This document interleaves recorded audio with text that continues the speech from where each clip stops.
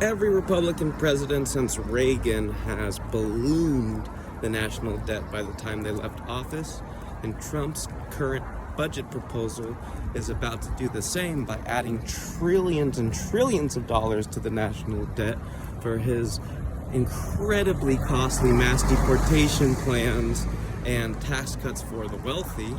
When Republicans are out of power, of course, they are always the most intense deficit hawks.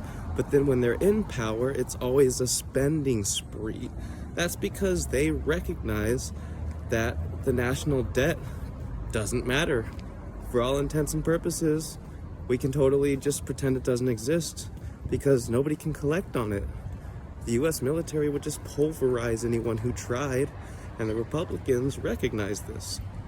Democrats are always telling us that there's no money for social services, that we have to worry about the national debt, but whenever the far right wants to do something oppressive like mass deportations or mass incarceration or illegally invade Iraq, suddenly the deficit doesn't matter. Suddenly we can spend unlimited amounts of money.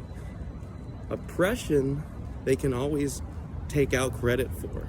And yes, the GOP is still the party of the Iraq War and the war on terrorism and the Tea Party, as much as they like to deny it these days and say they're like anti-corporate or they're against the establishment GOP. You saw George W. Bush laughing it up right next to Trump when they announced the election results. It's the same party it's always been. They're just more open about their fascist tendencies these days. But these people didn't change. They're the same chuckle fucks that laughed us into the Iraq War, and they're about to laugh us into World War III.